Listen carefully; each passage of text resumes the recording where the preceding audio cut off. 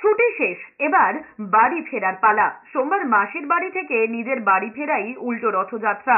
সকাল থেকেই পুরীর গুন্ডিচা মন্দিরের সামনে ভক্তদের ভিড় উপচে পড়েছে। ফুল মালায় সেজেছে জগন্নাথ, বলরাম, সুভদ্রার 3টি রথ। উল্টো রথে এ রাজ্যেও উৎসাহ কম নেই। উল্টো রথ ঘিরে জমজমাট মাহেশও।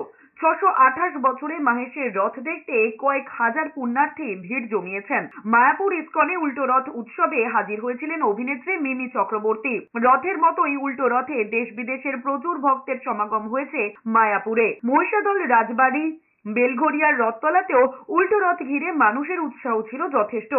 রথ দেখার পাশাপাশি মেলাতেও কেনাকাটি হয়েছে দেদার। কথিত আছে গুন্ডিচা মন্দির মাসির বাড়ি নামে পরিচিত।